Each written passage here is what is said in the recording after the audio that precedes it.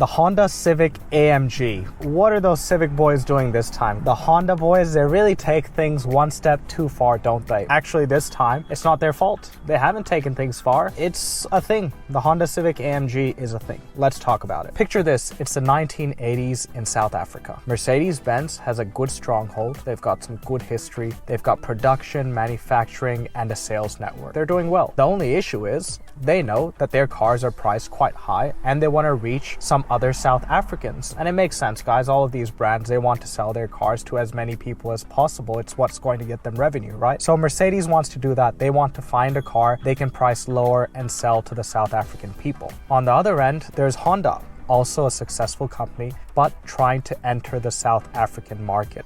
Honda doesn't have any production or proper networks in South Africa.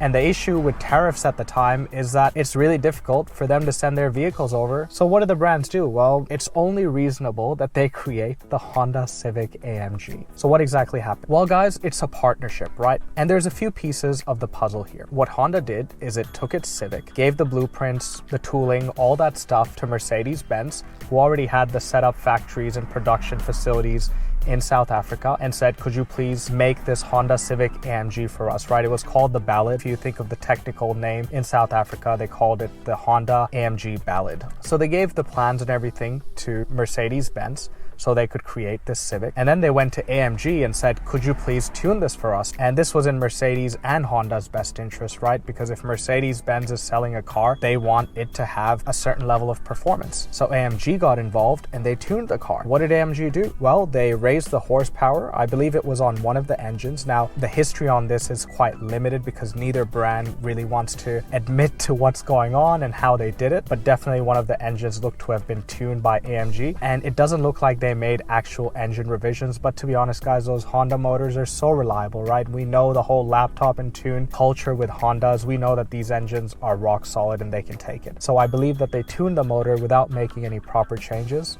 which is fair. I think for Benz and Honda that worked. I can see in some reports they also gave it a performance exhaust, new wheels, and if you look at these wheels, they're interesting. They tweaked with the suspension as well, lowered it, eye-box springs. They gave it a spoiler, some extra badging as well, and then they tweaked the interior, put some leather, and option for a sunroof as well. And thus the Honda Civic AMG was born. And it was built by Mercedes and it was sold through the Mercedes network, but it wore a Honda badge and it wore an AMG badge. A lot of my viewers who might be younger would only know AMG through its association with Mercedes-Benz. But at that time, AMG was still a free agent. I mean, they worked quite exclusively with Benz, but they still veered out. They went to Mitsubishi as well, which is a story for another video. This was a time where AMG was still tuning for other car makers. They were really getting involved and they weren't purely an in-house tuner. Now that happened later in 1999. Mercedes-Benz bought a controlling stake and then AMG went quite exclusive with Benz, and finally Mercedes bought out the entirety of AMG and it's a full in-house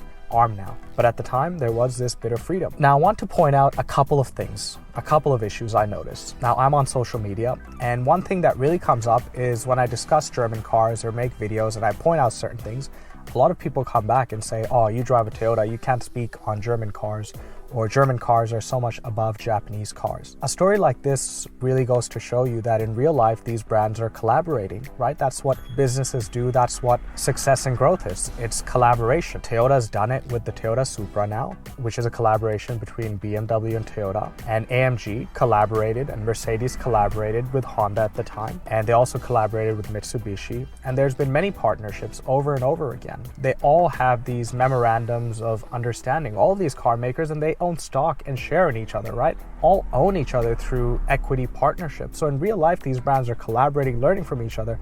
BMW is learning reliability, Toyota is learning design and quality, right? Or perceived quality at least. So I think that's number one, where in real life, the brands are collaborating, yet there's people online who are having this sort of superiority complex. The second thing I noticed is that a lot of people have tried to reach out to Mercedes and Honda for information about this, and they haven't admitted to it. And I don't understand why, right? It doesn't make sense, because to me, something like this, super cool.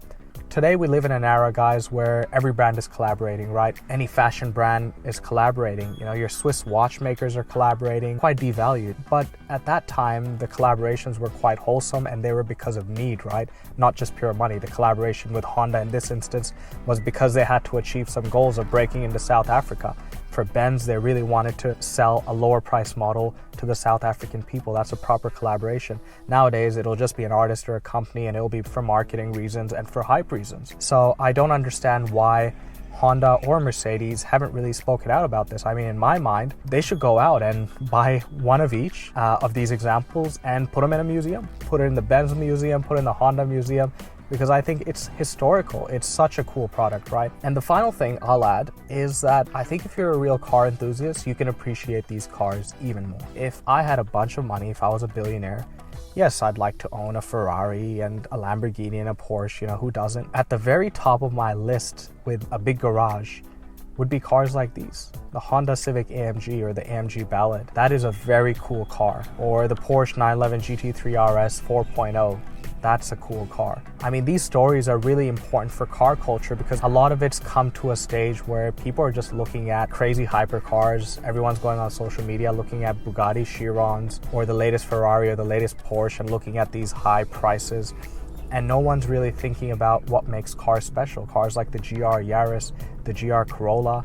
These are special cars. Right now, brands are just slapping their badges on everything, right?